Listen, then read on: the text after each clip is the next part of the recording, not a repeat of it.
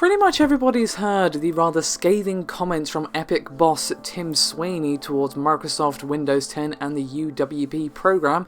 If you haven't, I suggest you watch my video from yesterday, but now I have a couple of updates for you regarding these comments from Tim.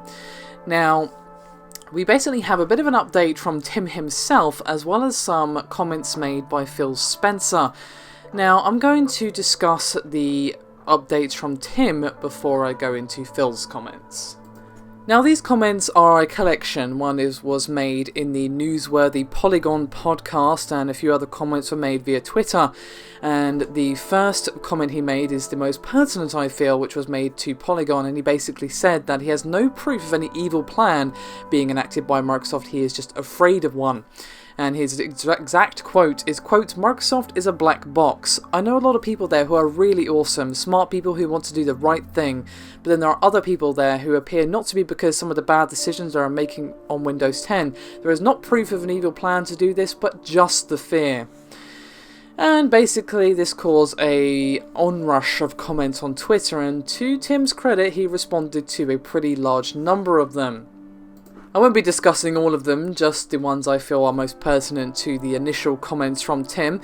And there was a question to him which read, "What do you say about MSK Gallo's reply that you can sideload apps by default since November? Are you using Win 10? And Tim replied, "Yes, I'm using Windows 10. We'll need a couple of days to document the Win32 versus UWP develop/deploy/install differences and openness." However, the UWP comments do not end there. Next is a comment chain between Tim and Alan Lindquist, whose name I probably just butchered, so apologies, and he is a UWP developer, that being Alan, of course, and seemed to be bringing Tim up to speed on a few aspects of UWP. And Tim basically asked him, well, how do you post an installable UWP app download on the web, as with Win32.exe or Mac.dmg? And Alan responded, "As I'm sure you know, UWPs are published to Apex packages that can be bootstrapped by an exe, just like msys.setups.exes." And Tim had a rebuttal, but Alan had a reply, so Tim asked, but don't all Win32 apps in the Windows Store? Why? Step 1, force consumer software into UWP. What is step 2? And Alan responded, but they do allow Win32 apps in the store. That is what Project Centennial is all about. And for those of you wondering what Project Centennial is, well, quote, "Project Centennial helps bring existing Win32 and .NET based apps to the Windows Store and is in testing with a set of developers now. We'll have an early iteration of the tool soon, and then we'll expand the program and support a broader range of developers." So basically, it does seem that Tim might not have been fully armed with all of the information before writing his rather scathing report on The Guardian. Now, moving swiftly on from that to Phil's responses to Tim's initial comments, and these again were made via Twitter, so excuse any brokenness because of course these were several different tweets. And Phil said, quote, "Windows has always been an open ecosystem, welcoming the contributions of hardware and software partners, and will always continue to be. UWP is a fully open ecosystem available to every developer and can be supported by any store, broad range of tools. We will discuss our next steps with the UWP at Build later this month." And someone directly asked him, well, what do you think of Tim's comments? And he said, quote, "Tim is a friend and he pushes for what he believes. I agree, UWP has to be open, and that's what we are doing."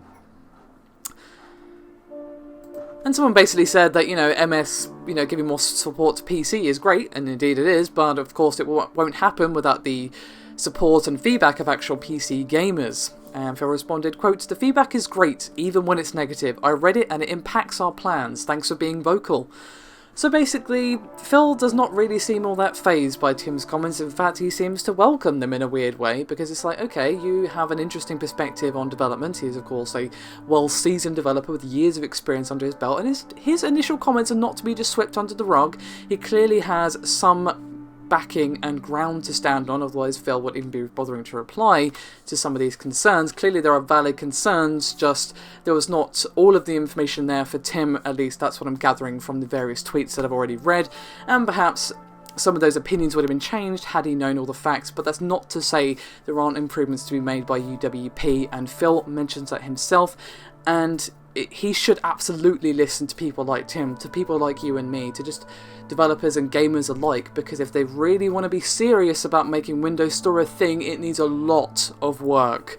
I am still going to be doing a look at the Windows Store at some point, I'm not going to say when, in the next couple of weeks probably, because if they want to take on Valve, then they're going to have to get serious, and the UWP is definitely something they need to address, and these concerns are valid, and they definitely need to make UWP open and not closed like Tim was afraid of. So there you go, a bit of an update to that whole situation. Thank you very much for watching, I'll see you next time.